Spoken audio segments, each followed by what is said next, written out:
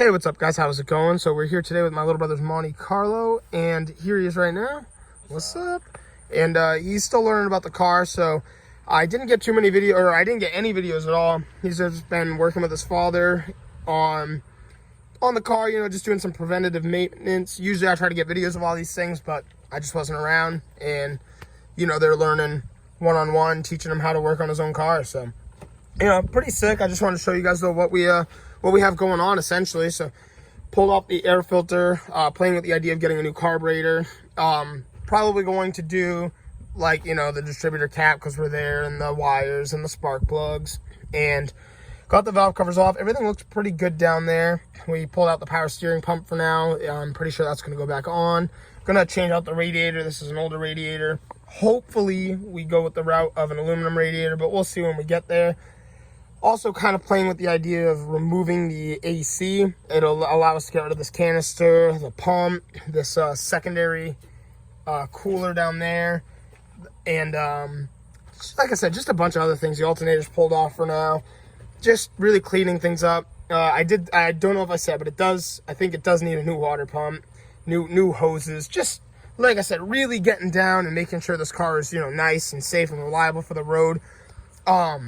All the brake lines are real clean. I mean, this is just the engine bay, but if you go down there, they look just perfect. So I'm probably going to leave those for now. The pads and rotors look pretty good too. We had the wheel off. Back here it's drum brakes, so we got to pull into that. Maybe at some point in time, not anytime soon, we'll convert to the rear discs, rear disc brakes. Right here you can see some of the alternator sitting over there, and the trunk is full of the parts that we're taking off. There you go, your fan, your brackets, all that fun stuff. I mean, even then, like the fan shroud on the radiator wasn't even tightened down all the way.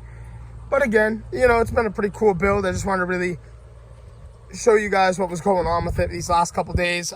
You know, there's a lot of things on this car I might not be able to film, but you know, nonetheless, you guys get it. You know, we're tearing it down, cleaning it up, making it nice, and I'm sure there'll be a couple points in this video where we're throwing things on the car at random. You know, you guys are just kind of watching the build progress. So this is progress. Wanted to get it on video for you. So kind of a cool fact, I actually ran the VIN and we got the Carfax back, and this car is a 1981 Monte Carlo. It is not an 86. There's been a lot of pieces and parts changed on this car. Like I said, even things as simple as on a lot of the older Chevys, if you come over to the taillights, typically you can check the plastic, and right here it says 86, but someone must have swapped this on there because we ran the VIN. Back in the day, the car used to be white. We knew that by looking around at it, but back in about 2007, the car was reported to be painted black. So with that VIN, you know, that we know it's the true VIN to the car. It was purchased in Sanford, Maine in 1986 of May 2nd, and it just stayed in Maine for forever. I think on paper, it's either 1 to 3 owners max. The car has 151,000 miles as it sits now. On these older cars, I was actually pretty surprised because even in 86, they were still only running up to the, you know, the whatever 5 digits instead of the 6. So this doesn't have a 1 there. It just keeps resetting, which is funny. And you get a lot of older people that are like, oh, my car only has 51,000 miles. And you're like, yeah, all right, buddy, it has 151,000. So it's cool to know that this car has 151,000. But just wanted to share that. I'll change the title on the other vid to 81 Monte Carlo because that's what it is. It is not a true SS. They did not make an SS Monte Carlo until I think about 83. So that is the reason this isn't an SS, because in 81, this came with a V6 3.8.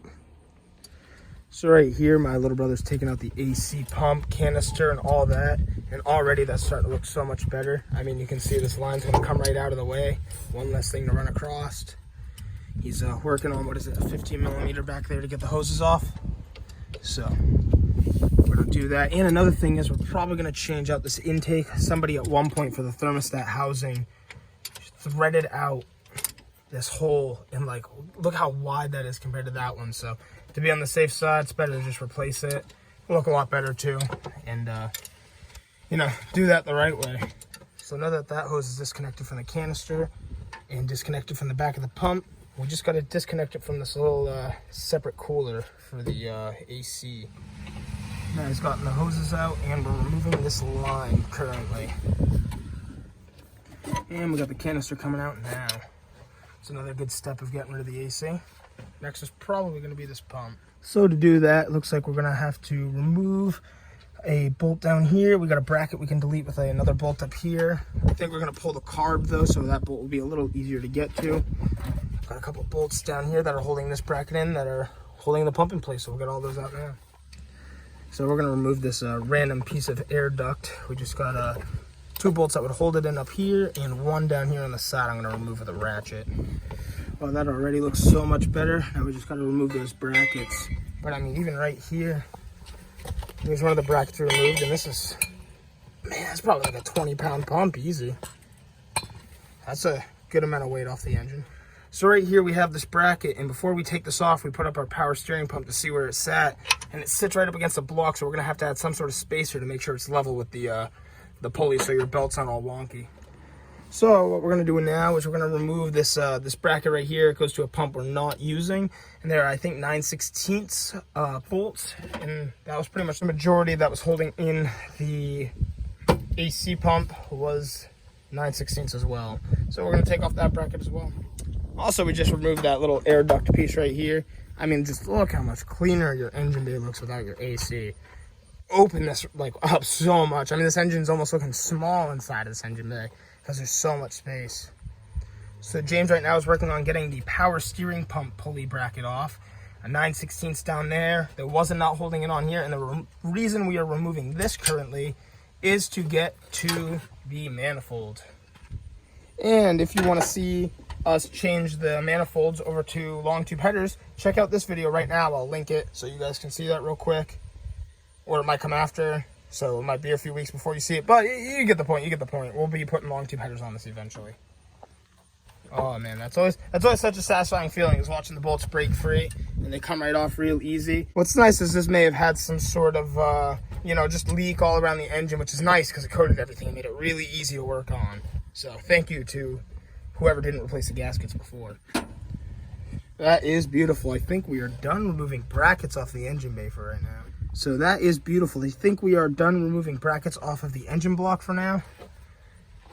Except for this bracket up here. Like I said, we're gonna have to try to get to that once we remove the carb. You might be able to get to it beforehand, but we're taking it off anyway, so we'll just wait because it'll be easier for us in this case. All right, so after you remove all of the accessories for the carburetor, there's just a bunch of little hoses and stuff. You can use your common sense to figure out how to get that off. Looks like we've got another line back here. A couple things to disconnect still, but it's a 9/16 socket. You'll need to remove 4 bolts that hold the carburetor in place. And while my little brother's taking that apart, we're gonna pull this distributor cap off. And to get your distributor cap off, if you're new to this, you just take a flathead screwdriver, you push down, it releases that hook, and you turn. And there should be about 3 more to do. So yet again, since we're doing some preventative maintenance, we're gonna pull this off and probably replace this. I mean, you can see all the corrosion and wear on all the points. I'll be able to lift the carburetor out now. All easy. Sweet. So we're gonna pull off this bracket here. We're gonna pull off this bracket here. And then we're gonna start by removing the intake manifold next. Pretty cool, actually. I didn't realize on these Chevys is it tells you the firing order right here, and then each cylinder's labeled. So that's pretty cool. All right, he's removing that. Sweet. Now we're literally just down to the intake manifold. So it's all 9/16 to get the intake manifold off. We're gonna try to reach down here and get this singular bolt. Usually I have special wrenches, but I do not have that special wrench. So we're gonna dive right into it with a regular one and see if we can get that off. So when we first picked up this car, and one thing I did learn is the SS was started on the 4th generation Monte Carlos in 1983. I think this guy was really trying to make this car look as much like an 86 SS as possible without the graphics, because he's got the T-tops. We think those were added on just by some slight blemish right there. But what's really funny is when we were looking at this car, I figured it was an 86 as well, because like I said on these taillights, it says 86. Well, funny enough, my stepfather's got a 86 Monte Carlo in his garage over there, and on that car, he's got some 1981 Monte Carlo taillights. So right here is the 86 taillights on an 81, And these are the 81 taillights that were on his 86. But you can see the difference. It's pretty funny. The housing for this comes all the way out, so it's a lot thicker. It comes down right here. Maybe someone changes the bumper as well to make it look right. But that is funny. What a difference. On to the last intake manifold bolt. Now, right before pulling that off, we're just going to vacuum out some of the debris, just so nothing falls in there that shouldn't. Jim's going to lift up his intake manifold now. 2 hands. Yeah, pull that thing right up. All right, and here we are. This is a bit cleaner look of the engine. The only reason I have a tiny bit of coolant is just because it spilt off the intake when we took it off. But this is a very clean looking engine. We're going to do a little bit of number looking into. I'll let you guys know in a future video. I might even reuse this clip. But we're going to just talk about what some of those numbers mean, what they do, what these symbolize. There's a dot below this, and there's a little clock with 12 numbers. And there's a little 6 right here. So we're gonna break that down possibly in another video and kind of just talk about those. But that is not looking too bad. Another thing we're gonna do, again, like I said, it's gonna be a separate video, is we're going to bust off these manifolds and start assembling or getting our long tube headers put in place. But all right, guys, that's going to be it for today's video. Like I said, I will link the header video once it comes out in a couple weeks. So you'll hear me talk about it, but it won't come up on screen for a little while. But again, this is pretty much it for the engine teardown, I think. Besides, like I said, removing those manifolds, getting this radiator out, and the smaller radiator for the AC. But once we remove all that, it's kind of like almost build-up process from there. You know, buying all the parts, waiting for them to come in. We are going to, in a separate video, remove the rest of the AC stuff. It'll just be in one of the videos where we're just kind of working on the car. But this is a little bit of the engine teardown again. We got parts scattered everywhere. We're going to start cleaning up our tools. Sorry I couldn't get the first half of it on camera, but, you know, I just wanted to bring you guys along for the process so you can hang out and watch while we tear this car down. I mean, here's everything from today's video. I mean, there's just so much that we got out of here. But, not too bad for today. Yet again, if you guys want to see some more Monte Carlo content, this is part 2 to the series. Part 3 will finish the teardown, hopefully, and, you know, slowly start getting parts in and building it back up. Or maybe I'll have some random video. But again, thank you guys so much for checking out today's video. And if you want to see some more Monte Carlo content in the future, don't forget to like and subscribe. And I'll see y'all in the next one.